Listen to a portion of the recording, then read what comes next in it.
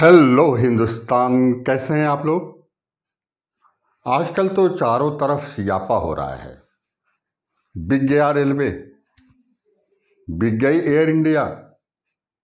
अरे अब कुछ नहीं बचा सरकार के पास।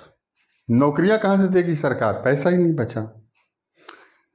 ये वातावरण बनाया जा रहा है। नतीजा क्या होता है, वो बच्चा जो तैयारी कर रहा है ना, इन पॉलिटिकल पार्टीज के स्लोगन में वो वीपन बन जाता है। मैं टीचिंग से जुड़ा हुआ हूँ, मेरी सोशल साइट पर ढेरों लेटर्स आ रहे हैं कि सर निजीकरण हो रहा है, निजीकरण हो रहा है, नौकरियां नहीं मिलेंगी। आप समझ नहीं पा रहे क्या कि निजीकरण नहीं हो रहा है, विनिवेश हो रहा है। सरकार अपनी हिस्सेदारी कम कर रही है।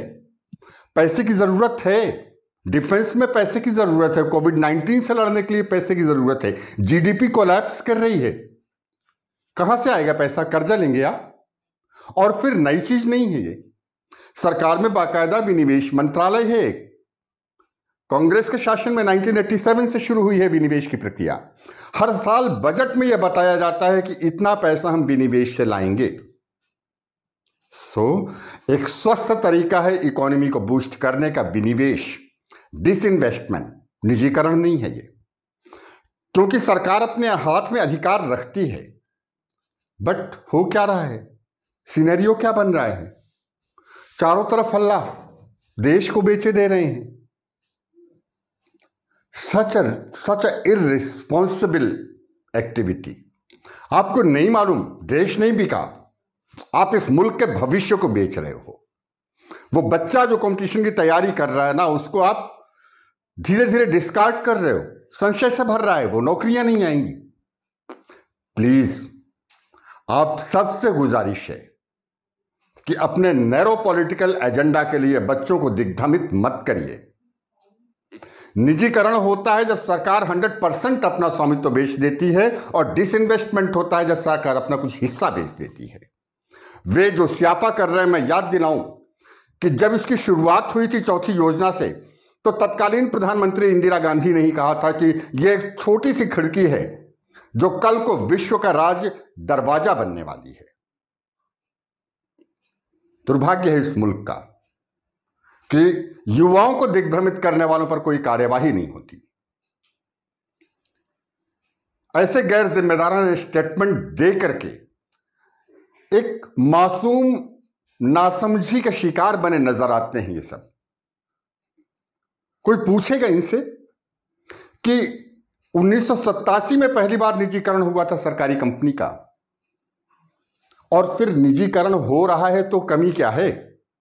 वे जो आलसी हैं, वे जो कामचोर हैं, वे जो घूस लेकर के काम करने की आदत डाल चुके हैं, सरदर्द उनको होगा। अगर संविदा पर नियुक्ति हो रही है, बुराई क्या है। अच्छे लोगों को तो खुश होना चाहिए ना कि वो जो घटिया लोग किसी तरीके से आ गए थे, वो असेसमेंट में धीरे धीरे फेल होते जाएंगे, बाहर हो जाएंगे, और योग्यता की सही पहचान मिलेगी। मैं देश के युवाओं से अपील कर रहा हूं, दिग्भ्रमित मत होइए। डिसइन्वेस्टमेंट एक इकोनॉमिक प्रोसेस है। इकोनॉमी को बूस्ट करने के लिए जब देश लड़ाई के मुहाने पर खड़ा होगा, तब पैसे की जरूरत पड़ेगी। जब देश कोविड जैसी महामारी से जूझ रहा है, तब पैसे की जरूरत पड़ेगी। कहां कटोरा लेकर के जाएंगे आप। सबसे बेहतर तरीका होता है कि सरकार अपने उपक्रमों में से कुछ हिस्सा बेच दे। प्राइवेट सेक्टर जो प्रोफेशनल हैं काम को करने के लिए, वो आएंगे और चीजें ज्यादा बेहतर तरीके से रन करेंगी।